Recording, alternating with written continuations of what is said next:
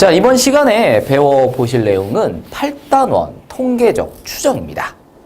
우리가 통계를 공부하는 이유는 어떤 특정 주제에 관심을 갖고 있기 때문에 그 주제에 대해서 조사를 해보자, 뭐 그런 거였어요. 그러려면 이제 누군가에게 물어봐야 되겠죠. 쌤 같은 경우에는 뭐 이런 주제에 관심을 갖고 있겠죠.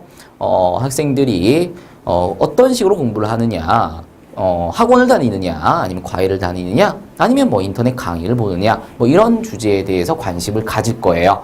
학원을 다닌다라면 뭐 또 어떤 형태의 강의를 학원을 다니느냐, 아니면 인강을 듣는다라면 어떤 선생님의 어떤 시스템의 강의를 듣느냐, 뭐 이런 것들에 대해서 궁금함을 느낄 수 있겠죠. 자, 이런 궁금함을 해소하려면 보통의 주제의 것들은 누군가에게 물어봐야 돼요. 물론 내 스스로에게 질문을 던질 수도 있을 겁니다. 나는 왜 이렇게 잘생겼을까? 나는 왜 이렇게 완벽할까? 뭐 이런, 죄송합니다. 뭐 이런 질문들을 던질 수는 있겠지만 이런 것들은 미친 거고, 그렇죠? 대다수의 것들은 누군가 다른 사람들에게 물어봐서 그 결과를 가지고 그 결과들을 모아서 하나의 결론을 도출해낸다라는 거죠. 자, 이때 내가 어떤 주제를 정하고 내가 어떤 주제를 정하게 되면 그 주제의 대상이 되는 사람들이 있겠죠. 그런데 이제 그 사람들을 모두 찾아다니면서 물어보고 할 수 있다라면 참 좋을 텐데 그러기가 사실상 많이 힘들다라는 거예요. 자, 만약 그 사람들한테 다 돌아다니면서 다 물어봤어. 이런 식으로 조사하는 것을 전수조사라고 합니다. 그런데 다음과 같은 전수조사와 같은 경우는 시간이 많이 걸릴 거고요. 그리고 많은 노력을 들여야 될 거고요. 그리고 많은 비용이 들어갈 수 있습니다. 또는 불가능할 수도 있어요. 뭐 어떤 거? 뭐 S전자에서 새로운 휴대폰을 출시를 했다라고 했을 때 광고를 이렇게 하는 거지.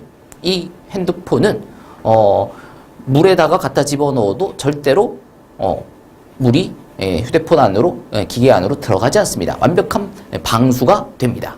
뭐 이런 식으로 이제 광고를 했다 쳐. 그럼 이제 그 경쟁사에서 정말? 진짜? 뭐 이런 생각을 가질 수 있을 거고, 이런 궁금증을 가질 수 있을 거고, 그렇다면 내가 한번 조사를 해보겠어 라는 결론에 도달할 수 있겠죠. 그러면 이제 그 회사에서 무슨 짓을 해야 될 거냐면 경쟁사의 핸드폰을 다 사들이기 시작하는 거지.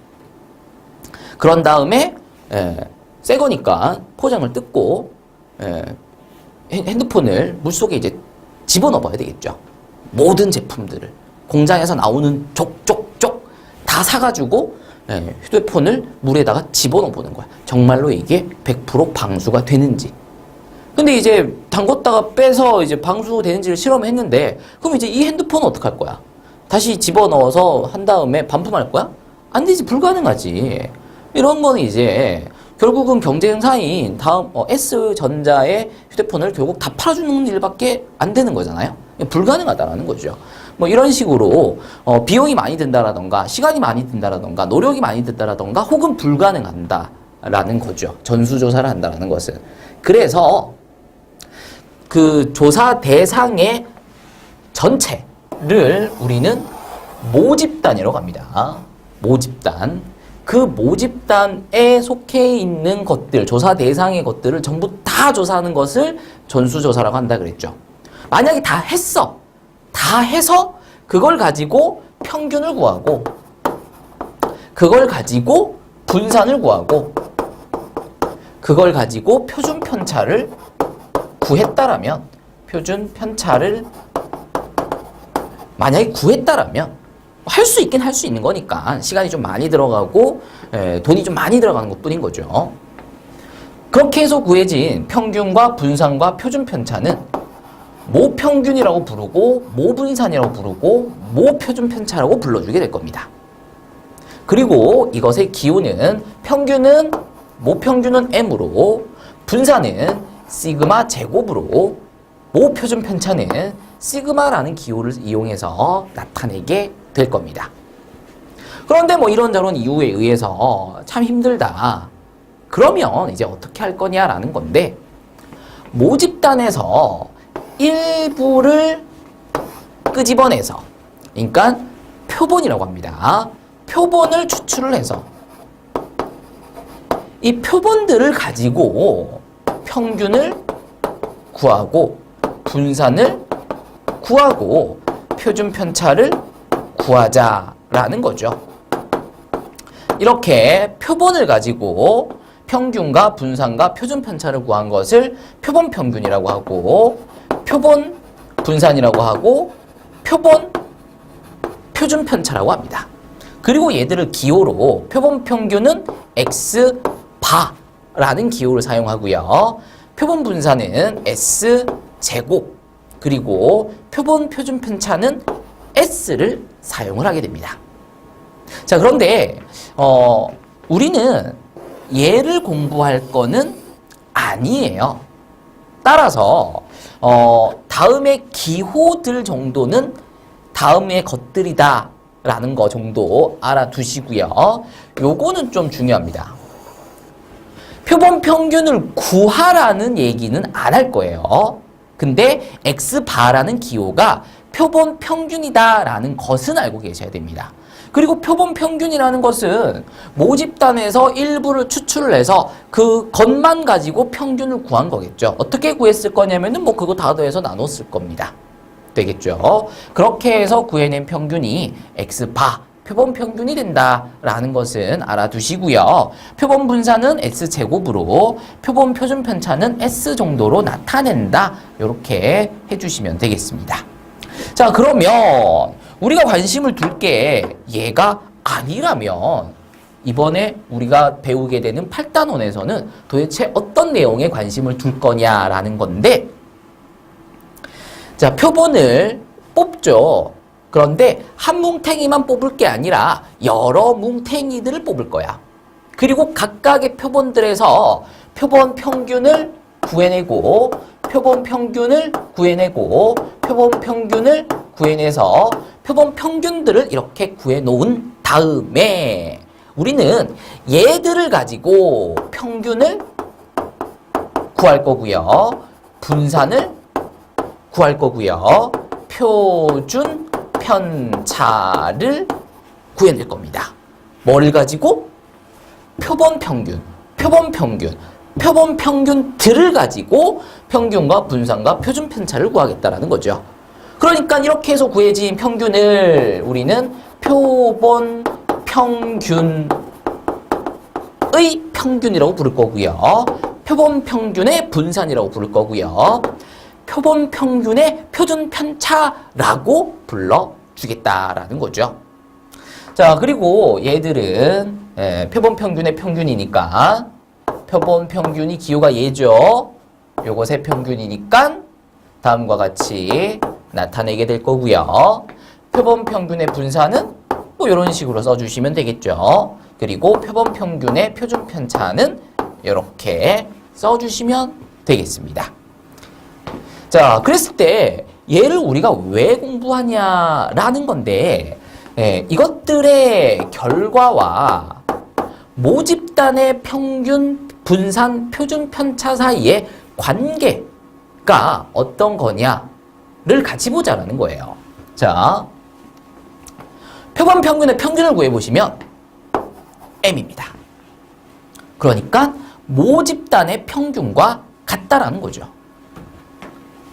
표본 평균의 분산을 구해보시면 시그마 제곱, 모분산이죠. 모분산과 같다라고 얘기하기에는 조금 부족하고요. 모분산을 n으로 나눈 값과 같아집니다. 여기서 n은 표본의 크기라고 합니다. 표본의 크기라는 게 뭐지? 자, 우리가 아까 모집단에서 일부의 표본을 추출한다 그랬습니다. 그랬을 때 그 표본을 몇 개 뽑았다라고 할 거 아니야. 10개면 10개, 뭐 100개면 100개를 추출했다라고 하겠죠. 그랬을 때 그 표현을 우리는 10개를 뽑았다라고 하지 않고 표본의 크기가 10이다 라고 얘기합니다. 그러니까 표본의 크기라는 것은 결국은 몇 개 추출했느냐, 표본의 크기가 n이다라고 얘기를 한다면 n개를 추출했다, n개를 모집단에서 뽑아냈다, 이렇게 보실 수 있는 거죠. 자, 그래서 표본 평균의 분산은 모분산을 표본의 크기로 나누어 준 것과 같다라는 것을 확인을 해주시고요. 그럼 표본 평균의 표준 편차야 뭐 항상 분산의 루트 씌운 거니까 루트 n분의 시그마가 된다라는 것을 확인하시면 되겠습니다. 자, 그랬을 때 왜 표본 평균의 평균이 모 평균과 같고 표본 평균의 분산이 모 분산을 표본의 크기로 나눈 결과와 같으며 왜 표본 평균의 표준 편차가 모 표준 편차에다가 모 표준 편차를 루트 n으로 나눈 결과와 같으냐라는 것은 우리가 문제를 풀어보면서 파악을 해보도록 할 거예요. 자, 그래서 예제 1번부터 한번 풀어보도록 하겠습니다. 자, 예제 1번입니다. 자, 오른쪽 그림과 같이 숫자 모 7이 각각 적힌 4개의 공이 주머니에 들어가 있다랍니다. 자, 이 주머니에서 임의로 크기가 2인 표본을 복원 추출한다 이렇게 되어 있습니다. 자, 크기가 2인 표본.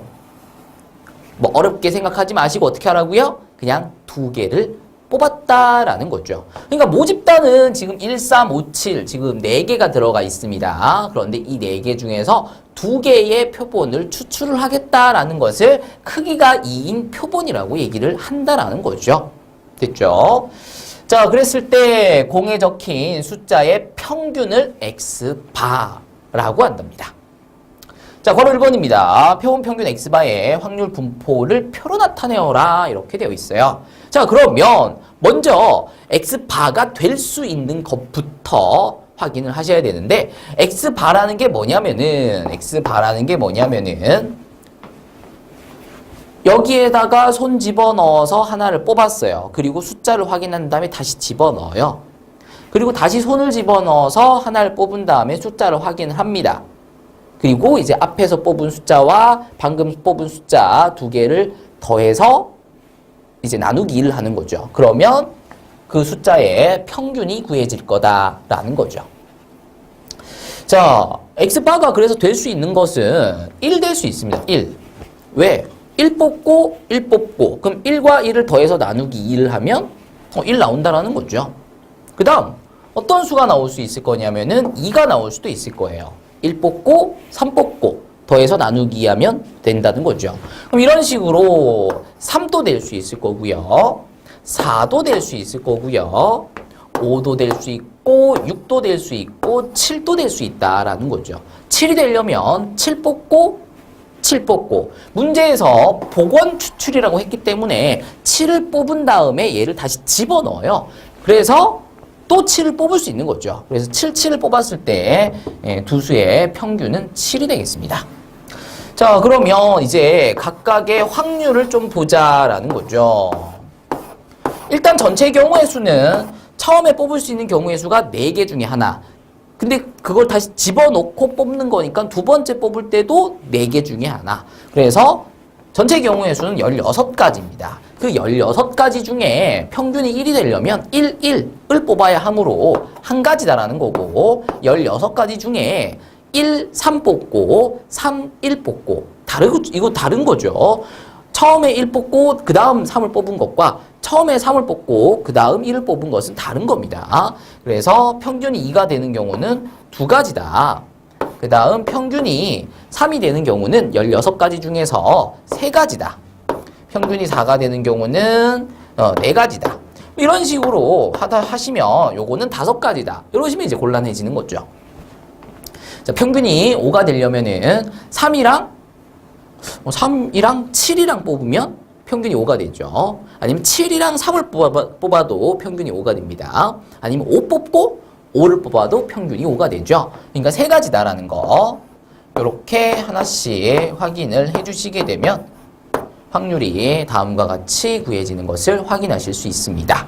자, 확률 분포표로 나타내었습니다. 그러면 괄호 2번입니다.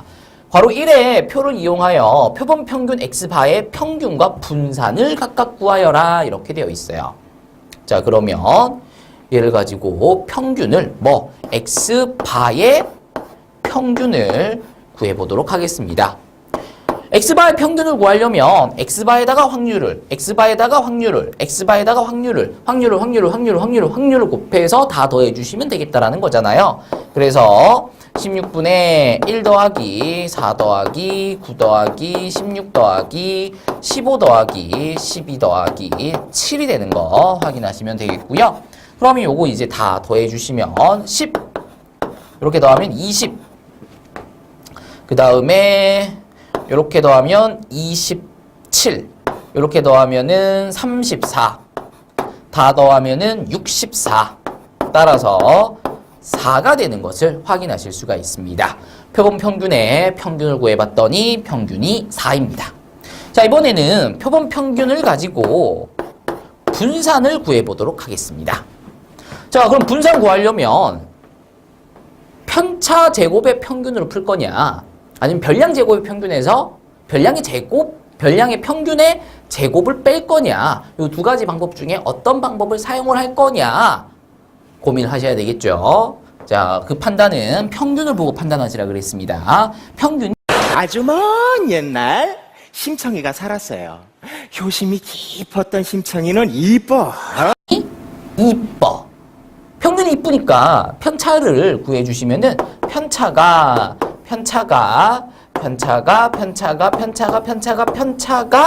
이쁘다라는 거죠.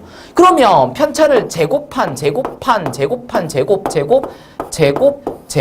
편차 제곱도 이뻐진다라는 거고 편차 제곱에다가 확률을 곱해도 여전히 이쁠 거다라는 거죠. 그래서 편차 제곱의 평균으로 분산을 구하겠다라는 겁니다.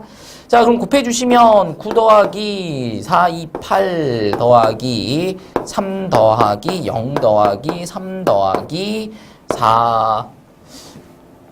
3 더하기 8 더하기 9가 되겠고요. 그러면 16분의 20 더하기 20이니까 40 하셔서 4로 8로 나누나? 2분의 5가 분산, 표본 평균의 분산이 된다라는 것을 확인하실 수 있다라는 거죠.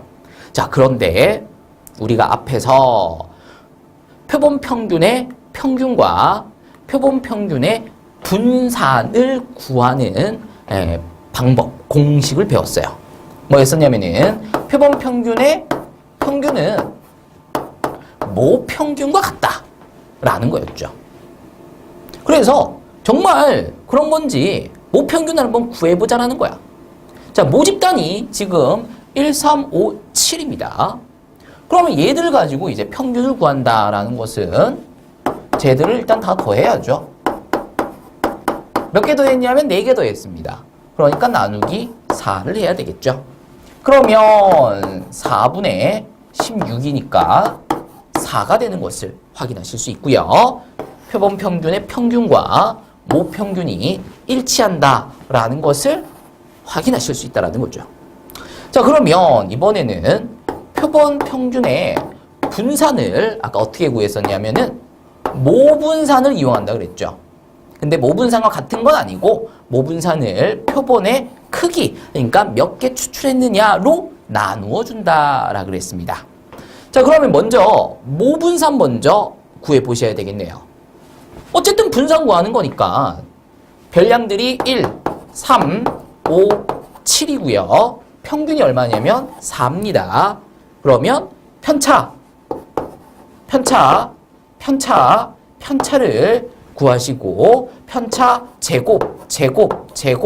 제곱을 구하신 다음에 편차 제곱들을 다 더해서 나누기 얼마? 몇 개 더했어요? 4개 더했으니까 4를 내주시면은 5가 구해진다라는 거죠. 얘가 뭐다? 모분산이다라는 거예요. 그러니까 시그마 제곱이 5다라는 거지. 그럼 이제 n은 얼마냐라는 건데, 자, 문제에서 표본의 크기가 얼마나 그랬냐면 2라 그랬습니다. 그러니까 n이 2인 거죠.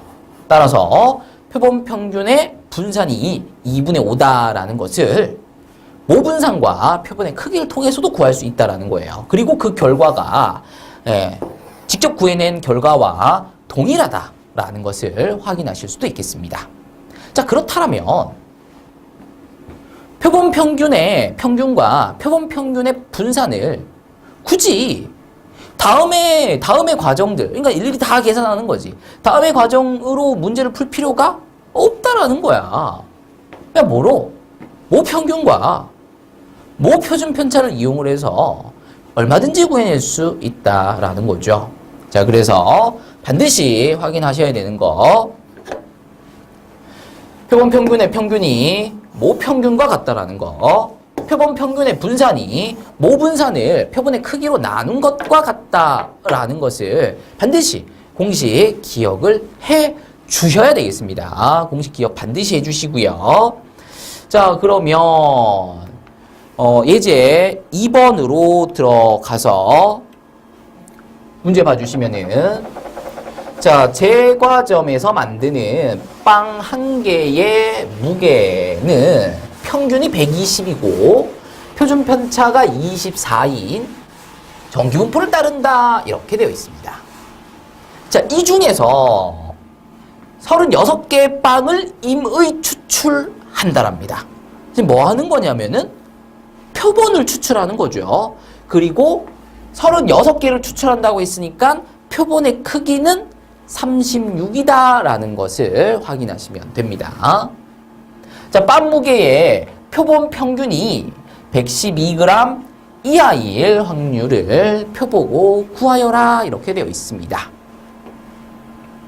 자, 제일 먼저 하셔야 되는 것은 X잡기였습니다. X는 무게죠. 무게죠, 무게. 그리고 이 무게가 얼마나 관심이 있었으면 평균을 구하고 표준 편차까지 구해놨겠느냐라는 거예요. 그리고 이 무게는 정규 분포를 따른다라고 하고 있습니다. 평균이 120이고 분산이 24의 제곱인 정규 분포를 따른다, 이렇게 되어 있습니다. 자, 이 중에서 36개의 빵을 추출을 했습니다. 그러니까 표본이죠. 그리고 그 빵 무게의 평균. 그러면 이제 표본을 갖고 평균을 구한 거기 때문에 이 평균은 그냥 평균이 아니라 표본의 평균이 되어야 된다라는 거죠.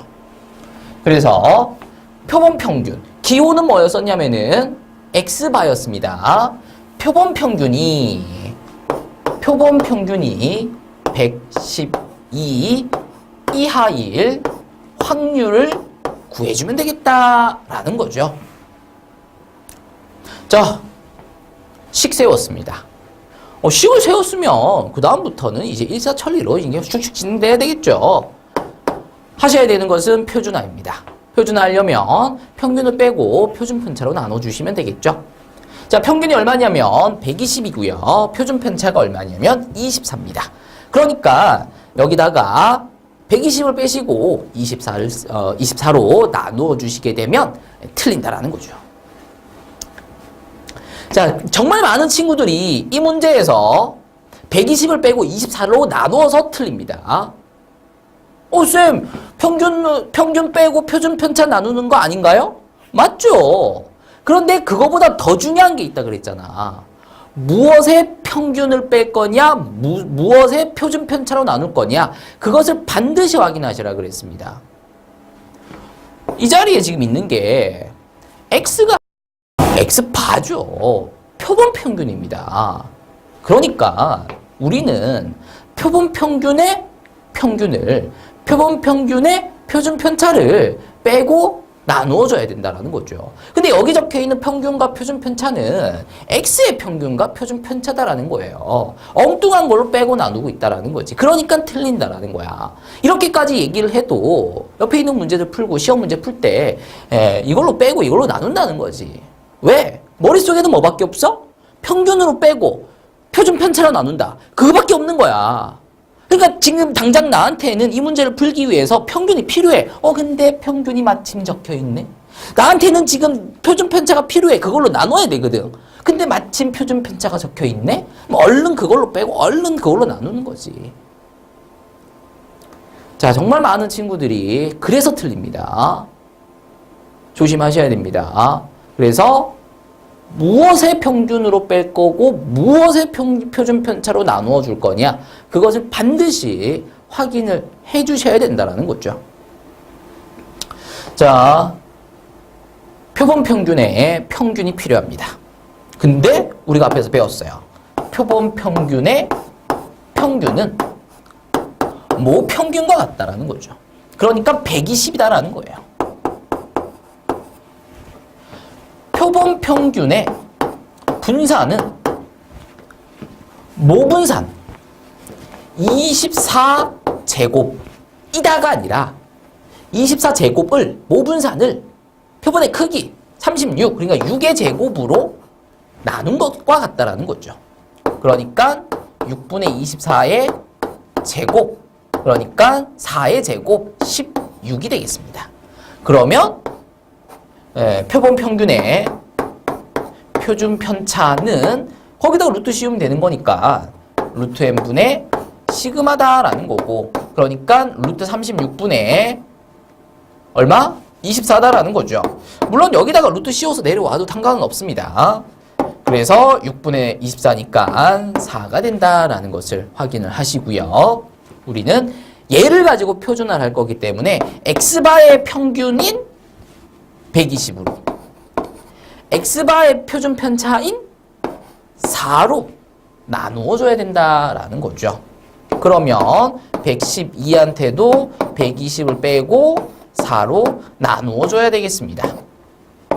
그러면 여기에 뭐가 있든 상관없이 이것의 평균으로 빼고 이것의 표준 편차로 나누게 되면 얘는 새로운 변수를 만들어내는데 그 변수는 표준 정규 분포를 따르는 확률 변수가 된다라는 거고, 그것을 대표하는 문자로 우리는 Z를 사용하기로 했다는 거죠. 그리고 얘는 마이너스 2가 되겠네요. 자, 이제 표준화가 끝났습니다. 표준화 끝났으면 이제 뭐 해야 되냐면 그림 그려야죠. 어떻게? 대충 그리는 거죠. 그리고 찍어야죠. 어떻게? 적당히 마이너스 2를 찍어주시고, 찍었으니까 이제 색칠을 하셔야 되겠죠. 왼쪽에다가 색칠을 해주시면 되겠네요. 자, 그러면 이제 마지막으로 표를 보고 답 찾으면 된다라는 거고, 여기가 얼마일 거냐? 0.4772가 된다라는 것은 확인을 해주셔야 되겠고요. 그러면 얘를 구하기 위해서는 반 잘랐으니까 0.5에서 0.4772를 빼시면 0.02228이 된다라는 것을 확인해 주시면 되겠습니다. 자, 이렇게 해서 예제 2번까지 풀었고요. 넘어가서 예제 3번으로 들어가도록 하겠습니다. 훈인의 베이커리에서 만드는 단팥빵 한 개의 무게는 평균이 400, 표준 편차는 50인 정규 분포를 따른다라고 되어 있습니다.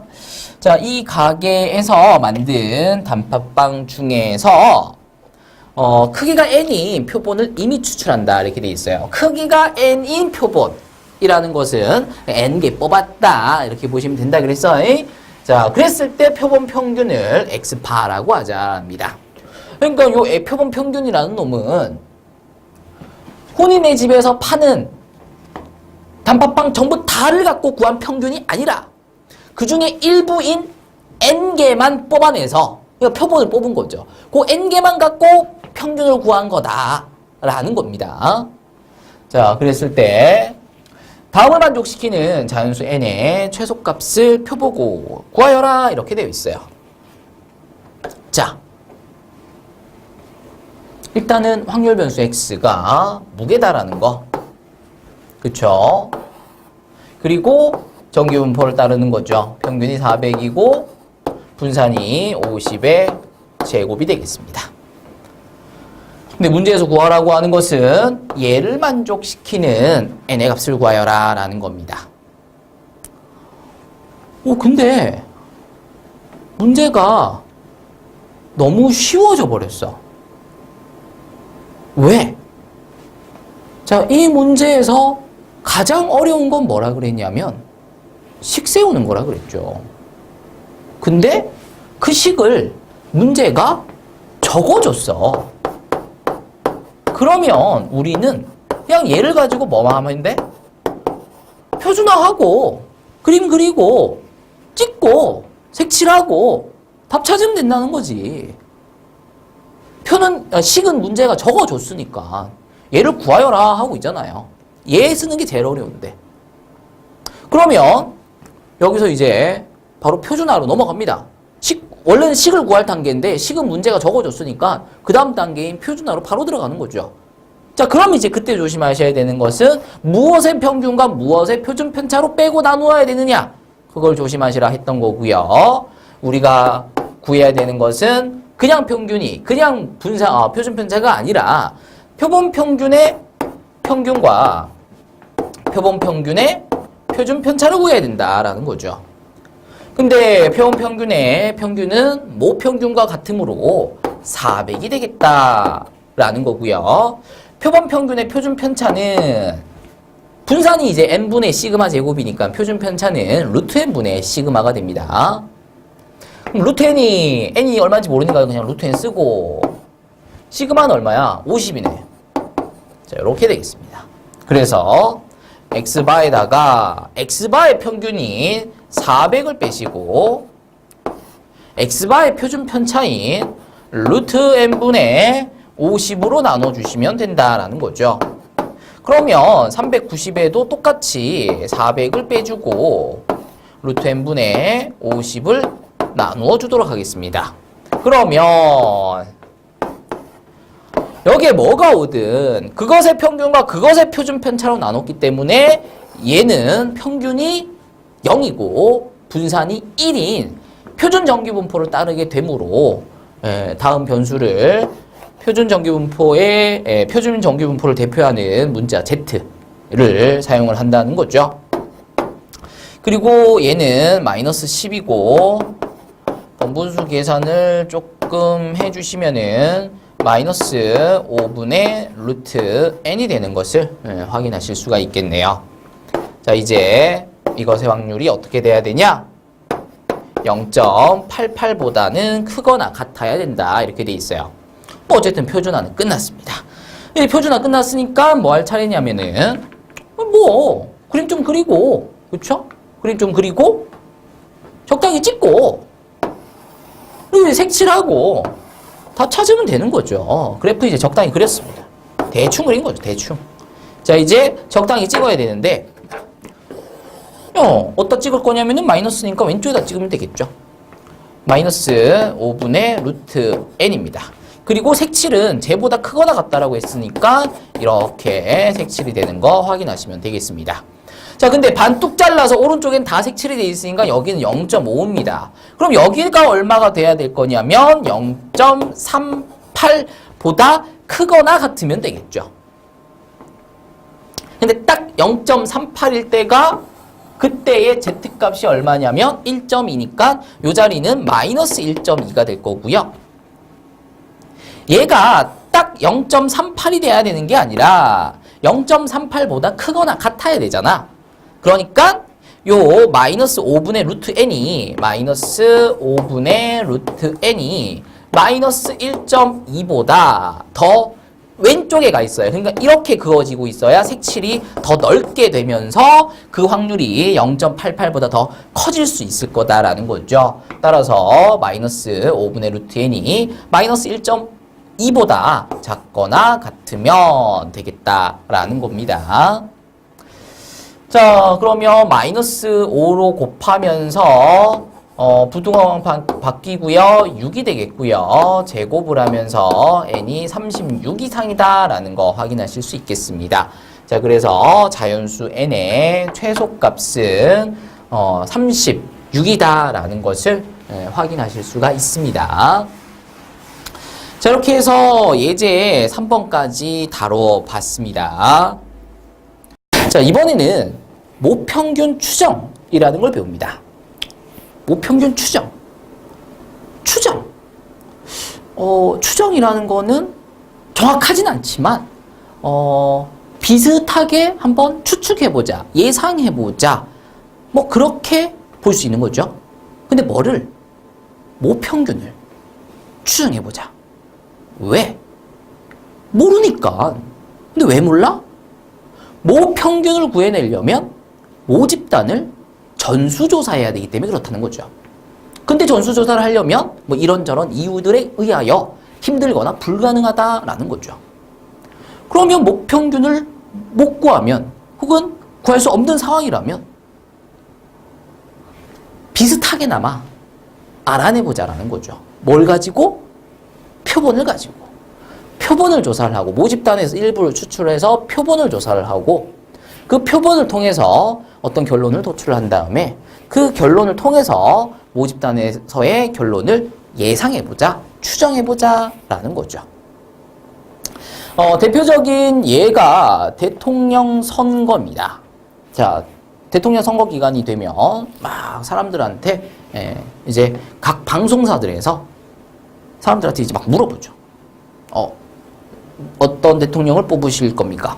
이렇게 이제 막 물어보는 거죠. 그러니까 사전 설문조사를 한다는 거예요. 그러면서 이제 대선일이 가까워지면 가까워질수록 막 그게 변하면서 막 여러 가지 뭐 믿을 수 있네 없네 막 여러 가지 상황들이 이제 진행되는 거죠. 자, 이제 선거 날이 다가왔어요. 아침부터 선거를 하러 가죠. 그럼 이제 방송국에서 너무 결과가 궁금한 거야. 근데 결과가 나오는 거는 밤이 돼야 결과가 나온다는 말이지. 근데 그때까지 못 기다리겠어. 그래서 아침부터 가가지고 사람들한테 누구 뽑았습니까? 누구 뽑았습니까? 근데 누구 뽑았는지 다른 사람한테 얘기 안 할 테니까 나한테만 좀 얘기해줘요. 막 이러면서 이제 물어보러 다니는 거지. 근데 투표하는 사람들이 몇 명이야? 어마무시하잖아요. 우리나라 대통령 뽑으니까 뭐 최소한 한 1000만 명은 투표를 하지 않겠어요? 근데 1000만 명한테 다 물어보러 다닐 수가 없잖아. 불가능한 거죠. 그러니까 그 중에 일부에게만 물어보는 거죠. 그러니까 표본이 되겠습니다. 그 사람들이. 그리고 그 사람들한테서 얻은 자료를 이용을 해서 예상하는 거죠. 올해 대통령은 누가 되겠다. 이런 식으로 예상을 하는 거죠. 자, 그때 뉴스를 한 번이라도 보셨던 분들은 앵커들이 이렇게 얘기를 합니다. A 후보가 대통령에 당선될 가능성이 40%입니다. 라고 얘기하면서 이 결과는 오차범위 뭐 플러스 마이너스 2.5% 그리고 신뢰도 90%로 조사한 결과입니다. 뭐 이런 식으로 오차범위를 조금 바꿀 수도 있고요. 신뢰도를 조금 숫자를 바꿀 수는 있지만 어쨌든 어떤 통계를 조사해서 그것을 누구에게 전달을 할 때는 그 결과만 전달하는 게 아니라 그 결과가 어느 정도의 오차범위를 만들어낼 수 있는지. 그러니까 밤이 되면 뚜껑을 열 거 아니야. 그러면 수백 명의 수천 명의 공무원들이 각 지역 각각의 투표 함 여는 곳에서 밤새도록 그걸 이제 조사를 하는 거죠. 그건 이제 전수조사란 말이지. 근데 이제 그 전수조사를 해서 나오는 실제 A 후보의 퍼센트, 투표율이 있을 거 아니에요. 그것과 예측한 예와 어느 정도의 차이를 볼 것이냐. 그게 이제 오차범위라는 거죠. 그러니까 40%입니다. 라고 40%로 예상합니다. 라고 얘기를 해놓고 오차범위 플러스 마이너스 2.5%라는 얘기는 정확하게 40%는 아니고요. 37.5%에서 42.5% 요 사이에 이 사람의 실질 득표율이 요 범위 안에 들어가 있을 겁니다. 어느 정도 믿을 수 있는 걸로? 90% 정도 믿을 수 있는 걸로. 그러니까 다음에 조사를 내가 한 100번 해보면 90%는, 그러니까 90번 정도는 100번 똑같은 짓을 했을 때 90번 정도는 다음 실질, 그러니까 모집단이죠. 모집단에서 얻어낸 결과가 내가 예상하고 있는 범위 안에 100번 중에 90번 정도는 들어가 있을 겁니다. 그 정도의 믿을 수 있는 자료입니다. 라고 얘기를 해준다라는 거죠. 자, 오차범위 새로운 용어 나왔고요. 신뢰도 새로운 용어 나왔습니다. 용어에 대한 설명 같이 들어간 거니까 어떤 용어인지 알아두셔야 되겠습니다.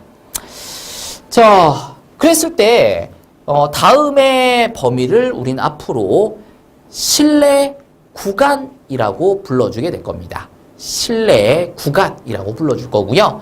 신뢰 구간의 양 끝을 빼, 그러니까 42.5에서 37.5를 빼서 나온 값을 우리는 또 신뢰 구간의 길이라고 얘기를 할 겁니다.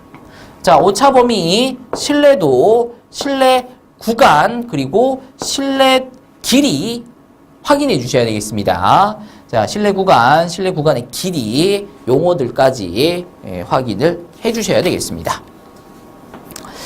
자, 그러면 모평균을 이제 추정해보자라는 건데, 모평균을 추정을 하려면 일단 뭐를 제시해야 되냐면은 신뢰도를 얼마로 잡고 모평균을 추정할 건지를 정해주셔야 돼.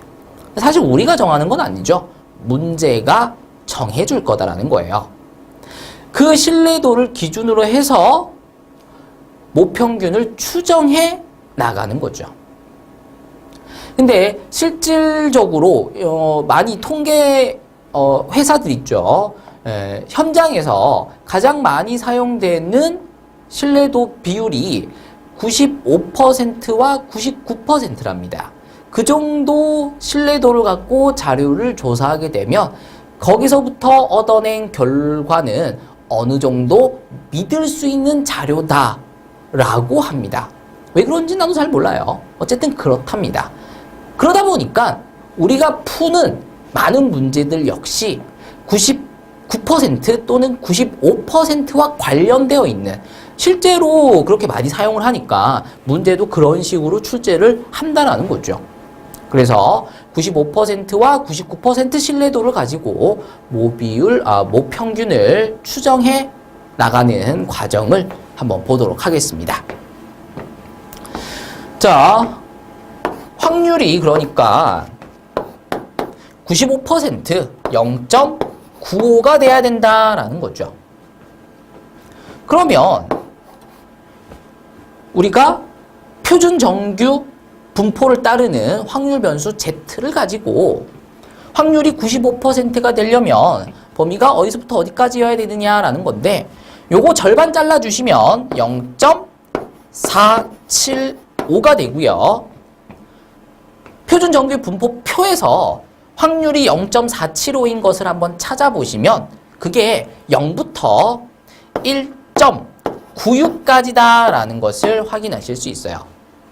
0부터 1.96까지의 확률이 0.475라면 그것의 2배를 만들어내려면 범위를 마이너스 1.96부터 플러스 1.96까지로 잡아주시게 되면 Y축 기준으로 오른쪽에서 0.475, Y축 기준으로 왼쪽에서 0.475가 만들어지면서 여기서부터 여기까지의 확률이 0.95, 95%가 만들어진다라는 거죠. 자, 그리고 여기서 확률 변수 Z는 그냥 처음부터 확률 변수 Z였을 수도 있죠. 그냥 처음부터 어떤 자료가 있는데 그 자료가 평균이 0이고 분산이 1인 자료였을 수도 있어요. 그렇죠? 그런데 보통은 무언가를, 어떤 자료를 가지고 표준화를 해서 Z를 만들어낸다라는 것을 우리가 앞에 문제들을 통해서 확인을 했습니다. 자, 그런데 얘는 뭐를 가지고 만들 수 있느냐? 어떤 어떤 변수를 가지고 표준화하면 얘가 만들어지느냐. 뭐 그런 거 없었어요.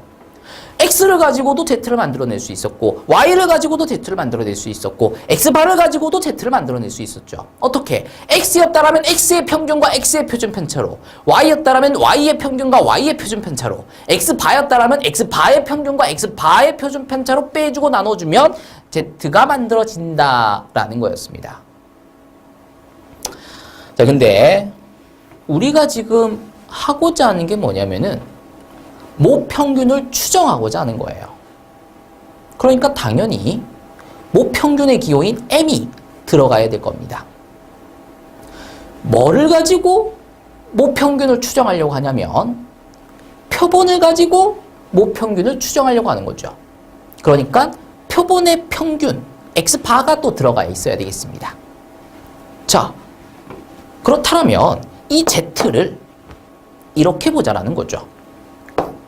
x바를 가지고 표준화를 했다로 보자는 거예요.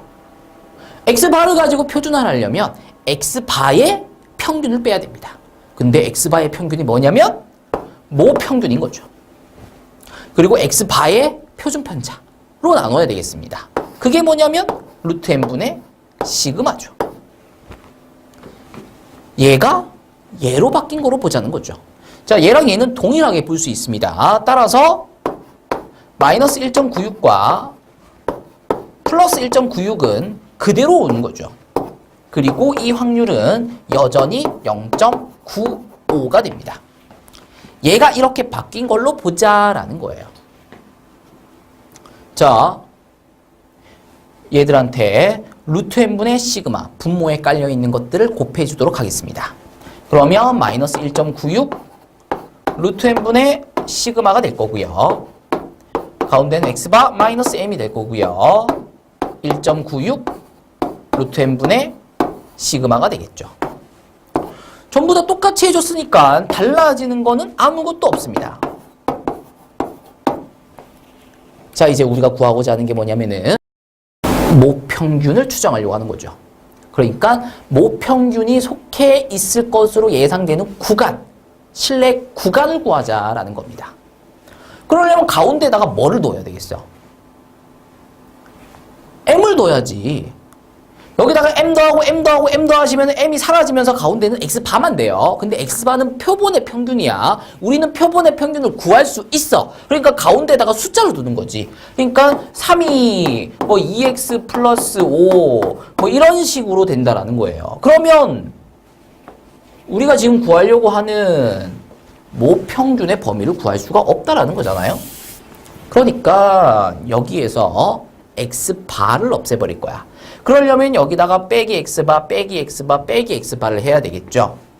그래서 똑같이 해줬으니까 달라지는 거는 하나도 없다라는 거고요. 다 똑같이 x바씩을 빼주고 있습니다. 이렇게 되는 거 확인하시면 되겠습니다. 여전히 95% 신뢰도를 가지고 있다는 거죠. 자, 이제 마이너스만 곱해주면 부등호 방향 바뀌면서 얘가 이쪽으로 가겠죠. 부등호 방향이 바뀌었으니까. 그리고 부호가 바뀝니다. 여기 있던 게 부호가 바뀌면서 이쪽으로 가겠죠. 그러면서 뭐가 만들어지냐면 신뢰도 95%로 모평균 m의 신뢰 구간이 구해진다라는 것을 확인을 하시면서 모평균이 다음 범위 안에 들어갈 확률이 95%다 라는 거 확인하시면 되겠습니다. 자, 그럼 이제 같은 방법으로 99%로 추정하려고 하는 거야. 그럼 99%에 해당되는 Z값이 바뀔 거 아니야. 그 표에서. 그쵸? 그러면 여기에 있는 1.96이 뒤에 이제 요거 99% 그러니까 0.99라면 이것의 절반은 0.495가 되겠죠. 그리고 이 0.495에 해당되는 Z값을 한번 구해보시면은, 찾아보시면, 구하는 게 아니죠. 찾아보시면은 2.58이라고 돼 있을 거예요. 그러니까 1.96 대신에 2.58을 1.96 대신에 2.58을 1.96 대신에 2.58을 1.96 대신에 2.58을 1.96 대신에 2.58을 물론 여기에 있는 것도 2.58로 바꾸시게 되면 신뢰도 99%로 모평균을 추정했다라고 얘기해 줄 수 있는 거죠. 그와 관련된 공식이 있다라는 거고요. 모평균 M에 대한 신뢰 구간이 신뢰도 95%에서의 신뢰 구간과 신뢰도 99%의 신뢰 구간 이렇게 두 개의 공식이 있는 것을 확인을 해주시면 되겠습니다. 자, 외우셔야 됩니다. 이거는 뭐 외우셔야 돼요. 방법이 없습니다. 반드시 외워주셔야 됩니다. 자, 이때 1.96과 2.58이라는 숫자는 어떻게 해서 만들어진 거냐면은 신뢰도 95%에 신뢰도 99%에 해당되는 Z값이었다라는 거예요. 근데 만약에 문제에서 이 신뢰도를 바꾼다라면 쌤이 아까 주로 95%와 주로 99%를 사용한다라고 했지 무조건 그렇게 쓴다라는 것은 아니었단 말이야. 신뢰도 90%일 수도 있는 거고 뭐 60%일 수도 있다라는 거죠. 그래서 신뢰도 알파 %의 신뢰 구간은 X바에서 신뢰도 알파 %에 해당되는 Z값이 있겠죠. 그 Z값을 표준 정규 분포표에서 얼마든지 찾아내실 수 있으셔야 되겠고요. 그걸 가지고 적어주시게 되면 다음과 같이 신뢰도가 바뀌면서 표준 편차 루트 n분의 시그마 앞에 곱해지는 상수값의 값이 변한다라는 것을 확인을 하시면 되겠습니다. 자, 이렇게 구했으니까 신뢰 구간 확인하시고요. 공식 외워주시고요. 얘가 신뢰 구간이라면은 신뢰 구간의 길이는 양쪽 끝에 것을 이제 빼시면 된다 그랬어요. 큰 거에서 작은 걸 빼시면 돼. 그래서 요거랑 요거랑 빼시게 되면 X바 소거되고요. 얘랑 부호만 다르기 때문에 빼게 되면 2배가 된다는 거. 그래서 신뢰 구간의 길이 역시 그렇게 어렵지 않게 같이 외워주실 수가 있습니다. 자, 외우시되 1.96과 2.58은 외우지 마세요. 물론 니들이 정말 공부를 열심히 하게 되면 외우기 싫어도 저절로 외워지게 돼요. 왜? 아까 얘기했잖아. 주로 이렇게 99%와 95%로 출제가 된다고. 그와 관련된 문제들이 많다고. 그러다 보니까 니들 눈에 1.96과 2.58이 굉장히 익숙해지기 시작합니다. 그렇다고 하더라도 외우지 마세요. 공식을 외우지 말라는 게 아닙니다. 공식은 외우셔야 됩니다. 그런데 95%에 해당되는 값이 1.96인 것을 99%에 해당되는 값이 2.58이다라는 것을 외우지 말라는 거예요. 왜? 선생님들께서 시험 문제 내실 때 니들 계산 좀 편하게 하라고 95%에 해당되는 Z값을 1.96이 아니라 2라고 계산을 해라라고 해주실 때가 있다는 거죠. 선생님이 니들을 배려해서 그냥 2라고 계산을 하라고 적어주신 거야. 거기 시험지에다가. 근데 그걸 못 보고 1.96으로 계산을 하는 거지. 2로 계산하는 게 편해? 1.96으로 계산하는 게 편해? 당연히 2로 계산하는 게 편하죠. 근데 1.96으로 계산을 하고 있는 거야. 그 어쨌든 1.96으로 막 열심히 계산했다 쳐. 그럼 답이 나와? 답도 안 나오죠. 답은 답대로 안 나오고 시간대로 날아갔고 시험 끝나고 나서 친구들하고 야 도대체 이거 왜 답이 안 나와 했더니 여기 2가 적혀 있잖아. 그럼 와 이게 평소에 니들 모습이잖아. 그쵸? 자, 외우지 말라고 하는 데는 그만한 이유가 있습니다. 공식 자체는 외우시되 신뢰도에 해당되는 95%와 99%에 해당되는 Z값들을 외우지 말라는 거예요. 문제에 적혀 있습니다. 그 적혀 있는 걸 보고 적으시면 돼요. 외우실 이유가 하나도 없습니다. 저절로 외워지긴 하지만 반드시 문제에 적혀 있는 숫자를 보고 문제를 풀어주셔야 되겠다는 거죠. 자, 표본 평균입니다. 그리고 K는 신뢰도 알파에 따라서 변하죠. 그리고 루트 n분의 시그마 표준 편차입니다. 자, 보시면은 밑에 플러스 보시면은 모평균을 추정을 합니다. 모평균을 추정을 하는데 신뢰도가 높으면 높을수록 믿을 수 있는 자료가 되니까 더 좋은 자료가 될 것 같아. 그치? 근데 신뢰도가 높아진다는 얘기는 K 값이 커진다가 되는 거죠.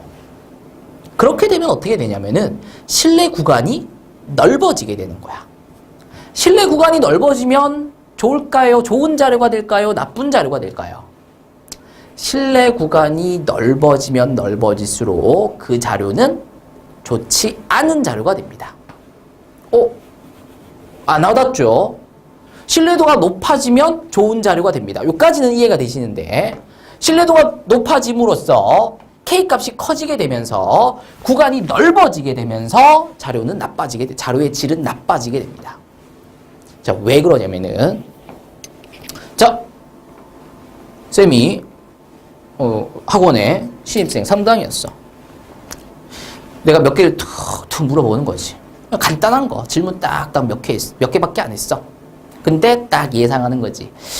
어머니, 이 학생 점수는 이번 시험 결과는 한 10점에서 한 98점 사이에 만들어질 것 같습니다. 이발로 어디서 약을 팔어? 라고 어머니께 말씀드렸다 쳐봐. 그럼 어머니께서 와우, 대단하세요. 어떻게 그거를 그렇게까지 정확하게 예상하실 수가 있나요? 라고 말씀을 하실까? 아니지. 나한테 뭐라고 하겠어? 그거는 나도 알아요. 그건 나도 할 수 있겠어요. 라고 얘기를 하실 가능성이 없다는 거죠. 뭔가 임팩트를 주려면 이 학생 저희 학원 안 다니면 한 45점에서 50점 사이 그 정도 예상합니다. 라고 얘기를 딱 한 거야. 어머니 입장에서 기분이 나쁘지. 내 새끼가 45점에서 50점밖에 못 받는다고 하니까 흥치 뽕 하면서 이제 딴 학원 가버리는 거야. 딴 학원 가서 공부를 해서 시험을 딱 봤는데 47점을 딱 받은 거지. 어때? 내 말이 딱 맞잖아. 그럼 이제 어머니께서 나에 대한 신뢰도 어떻게 되겠어? 상승되겠죠. 그러니까 신뢰도는 높을수록 좋긴 좋아요. 왜? 신뢰도라는 것 자체가 몇 번, 100번 중에서 몇 번 정도 맞출 수 있는 그런 거냐? 라는 거죠. 근데 그럼으로써 신뢰 구간이 길어진다는 거지. 신뢰 구간이 길어지면 당연히 적중률이 높아지겠죠. 당신 아들이, 당신 자식이 10점에서 90점 사이에 받을 겁니다. 라고 얘기하면 내 말이 맞을 가능성이 높아진다라는 거죠. 근데 그렇다고 해서 무조건 좋은 자료가 되는 건 아니다라는 거지. 그러니까 진짜 좋은 자료가 되려면 신뢰도는 커지면서 신뢰 구간은 좁아져야 된다라는 거야. 근데 안타깝게도 얘도 늘리면서 얘도 좁힐 수 있는 방법이 그렇게 흔치 않다라는 거죠. 자, 신뢰도를 너무 낮출 수는 없어. 그치? 그래서 한 95% 정도는 돼야 믿을 수 있다라잖아. 그러니까 95%로 못을 딱 박아버려. 그럼 신뢰도를 쫙 올려놨으니까 얘가 넓어질 거 아니야. 근데 얘를 좁히고 싶어. 근데 건드릴 수 있는 거 X바. X바는 표본의 평균이기 때문에 내가 내 마음대로 조작을 할 수가 없어요. 그러면 결과물을 조작한 거니까 그렇게 해서 만들어진 결론은 잘못된 결론이 되는 거죠. 그 다음 표준 편차. 표준 편차도 내가 건드릴 수 없죠. 왜? 사람들한테 물어본 결과에서 끌어내는 값인데 요걸 건드리게 되면 이거 역시 마찬가지 자료를 조작했다밖에 안 되는 거죠. K값. K값은 알파가 결정하는 겁니다. 근데 우리가 알파를 고정시켰다 그랬잖아. 따라서 K값이 고정되겠죠. 그러니까 내가 내 마음대로 바꿀 수 있는 거는 뭐밖에 없냐면 N밖에 없어.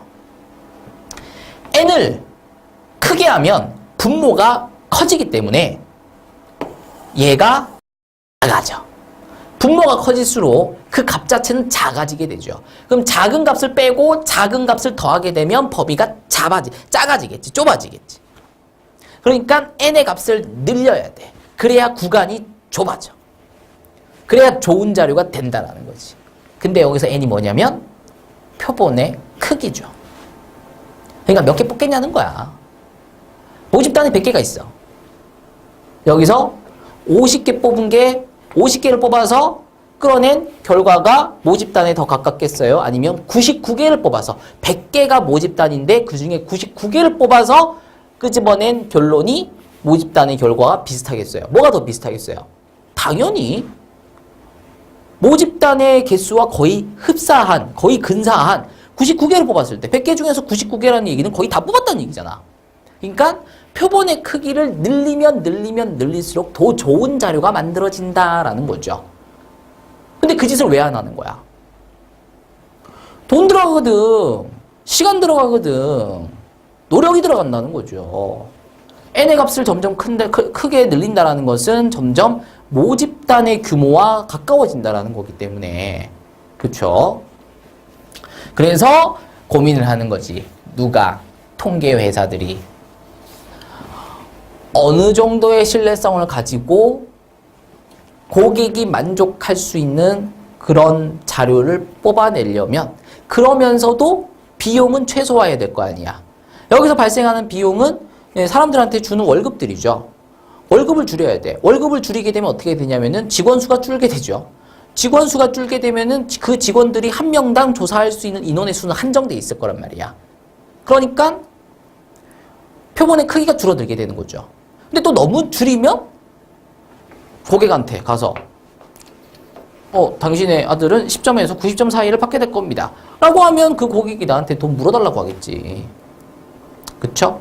그러니까 어느 정도 그 고객이 받아들일 수 있을 만큼의 결과물을 만들어 내려면 그 표본의 크기를 또 무작정 낮출 수는 없다는 거죠. 그 적정선을 찾는 거에 대해서 통계회사들이 고민하지 않겠어요? 그쵸? 이건 내 생각이긴 한데 아무튼 뭐 그렇습니다. 자, 이렇게 해서 모평균 추정에 대해서 공부를 해봤습니다. 이제 문제 풀어보도록 하죠. 예제 4번입니다. 행복고등학교 학생의 수면 시간은 정규 분포를 따른다고 합니다. 자, 이 고등학교 학생 중에서 100명을 임의로 뽑았습니다. 표본을 뽑은 거죠. 그리고 그 표본을 대상으로 해서 평균을 구했기 때문에 이 평균은 그냥 평균이 아니라 표본 평균, 즉 X반 거죠. 그리고 표준 편차, 그냥 표준 편차가 아니라 표본 가지고 구한 표준 편차니까 표준 편차가 되겠습니다. 따라서 X바가 6이고 표본 표준 편차, 기호가 뭐였었냐면 S다 정도는 알고 있어야 된다 그랬습니다. 그게 1인 거죠. 얘를 구할 거는 필요 없다 그랬어. 안 구하잖아. 문제에서 알려주잖아. 단지 그게 기호가 S다라는 정도는 알고 계시라고. 자, 이 고등학교 학생들의 평균 수면 시간. 요 평균은 이제 이 고등학교 학생들을 가지고 전부 다 조사를 했다라면, 그러니까 모집단 가지고 평균 구한 거다라는 거죠. M에 대하여 다음 물음에 답하여라. 실에도 95%에 해당되는 Z값이 99%에 해당 Z값이 문제에서 주어질 거다라고 했습니다. 그러니까 외우지 말라는 거예요. 자, 괄호 1번부터 보도록 하겠습니다. 공식 뭐였죠? 공식이 X바 마이너스 K, 이때 K는 95%에 해당되는 Z값 1.96이 되겠죠. 그리고 루트 n분의 시그마, 그리고 m, 그리고 쟤를 그냥 쓰시면 되죠. 단지 이제 부호만 좀 바꿔서 쓰시면 됩니다. 그러니까 공식이 엄청 길게 보이시긴 하겠지만 외울 거는 그렇게 많지 않습니다. 그쵸? 이거는 뭐 문제에서 알려주는 거고. 그쵸? 얘가 이제 95%다라는 거죠. 그리고 요 범위가 신뢰도 95%로 모평균 M을 추정한 신뢰 구간이 되겠다라는 거고요. 그러면 이제 X바에다가 얼마 집어넣어? 6 집어넣어. 문제에서 6이라고 알려주고 있잖아. 그 다음에 몇 명이야? N이 100입니다. 됐죠? 표본의 크기가 100입니다. 그럼 루트 100이니까 10이죠. 10입니다. 그 다음에 이제 시그마가 어디 주어졌냐 했는데 시그마가 없어. 근데 이제 많은 분들이 이 시그마에다가 뭘 집어넣냐면은 1을 집어넣어요. 1 집어넣으시면 맞아요. 근데 이 시그마는 표본의 표준 편차가 아니잖아. 모 표준 편차잖아. 근데 문제에서 주어진 표준 편차는 모 표준 편차가 아닙니다. 100명 데리고 구한 표준 편차이기 때문에 표본의 표준 편차입니다. 따라서 시그마 자리에다가 1을 집어넣는 행위는 일단은 좀 정확한 건 아니다라는 거죠. 근데 하지만 어쩔 수가 없잖아. 왜? 우리가 지금 뭘 하고 있냐면 모평균을 추정하고 있어. 왜? 모르니까 추정하는 거지. 근데 모평균을 몰라. 모평균을 모르는데 어떻게 모표준 편차를 구하겠어? 따라서 얘를 알 수 없다. 그럼 안 구할 거야? 그럴 수도 없다. 그럼 어떡할 거냐? 모표준 편차와 그나마 비슷할 표본 표준 편차라도 집어넣어서 구하자. 뭐 이런 겁니다. 자, 따라서 6 마이너스 0.196이 되겠죠.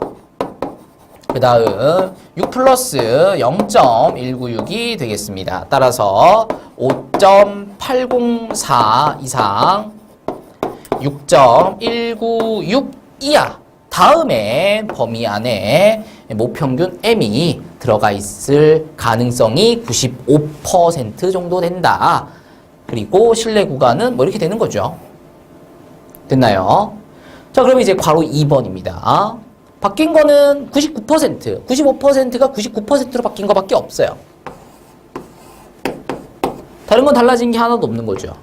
그러면 다음 공식에서 달라지는 것은 1.96밖에 없다라는 거죠. 1.96 대신에 대신 들어갈 숫자는 문제에 적혀 있기 때문에 절대로 외우지 말라 그랬습니다. 2.58입니다. 2.58입니다. 그러면 0.258이 되겠죠. 0.258이 되겠습니다. 그러면 5.742가 될 거고요. 6.258이 되겠습니다. 이렇게 모평균을 신뢰도 99%로 추정하실 수가 있습니다. 공식 외우시면 됩니다. 공식 외우시면 이 문제 무조건 맞출 수 있습니다. 공식을 외우셔야 돼요.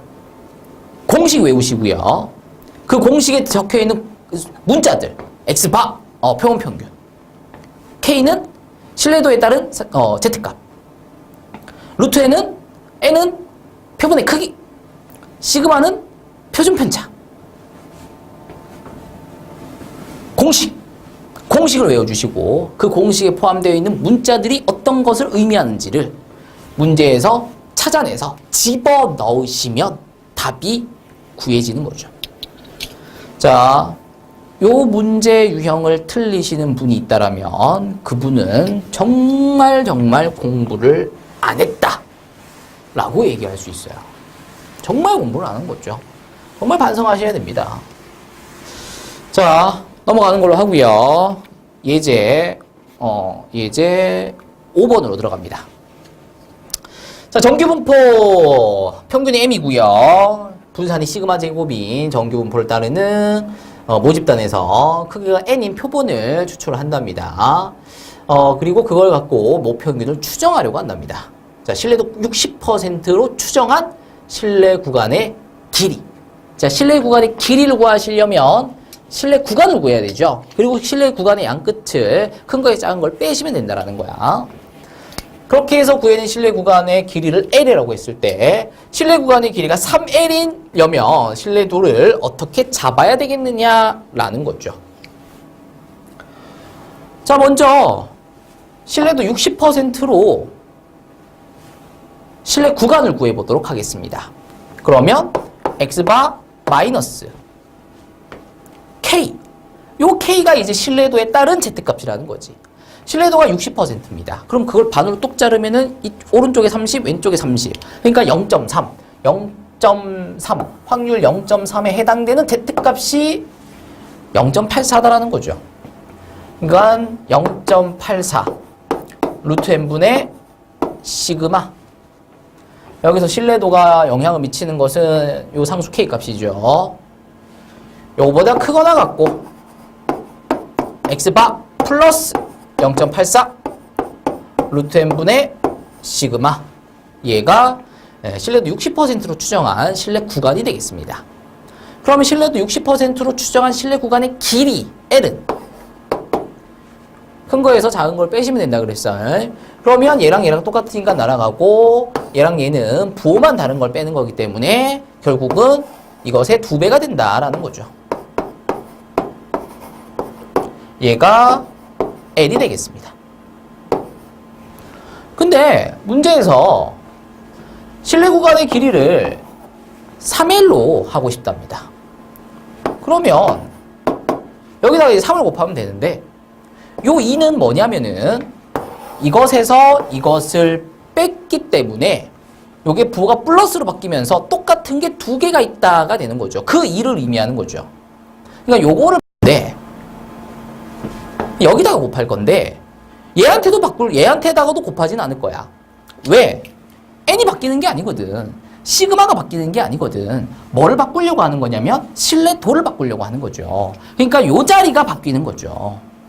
그래서 여기에서 3을 곱하긴 곱할 건데 2한테다가도 3을 곱하지 않고 루트 n분의 시그마한테다가도 3을 안 곱하고 0.84한테 3을 곱하는 이유가 결국은 다른 건 건드리지 않고 신뢰도만 건드렸기 때문에 그렇다라는 거 이해해 주시면 되겠습니다.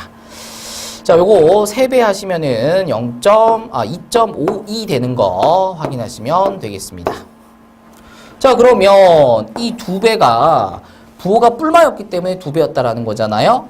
그럼 이제 다시 원래대로 돌리면 여기에는 2.52 루트 n분의 시그마가 되겠고 여기는 마이너스 2.52 루트 n분의 시그마가 되겠죠. 자, 이렇게 그대로 쓰려면 여기에 2를 고정시켜 놨었어야 된다는 거야. 그래서 여기다가 3을 곱할 때 2한테다가 3을 안 곱했다라는 거예요. 이제 x바를 더해주고 x바를 이렇게 이제 붙여주시게 되면 실내 구간의 길이가 다음과 같은 그런 실내 구간이 만들어졌다라는 거고요. 그때 신뢰도를 알기 위해서는 Z값인 2.52에 해당되는 확률을 보셔야 된다는 거죠. 2.52에 해당되는 확률이 0.49다라는 거예요. 0.49는 한쪽입니다. 한쪽. 양쪽에서 4 봐야 되는 거잖아요. 그러니까 이쪽으로도 0.49, 이쪽으로도 0.49니까 결국은 0.98, 98% 된다라는 것을 확인해 주시면 되겠습니다. 자, 이렇게 해서 8단원 모평균 추정까지 마무리가 되었습니다. 안녕히 계세요, 여러분. 전 이 세상의 모든 굴레와 속박을 벗어던지고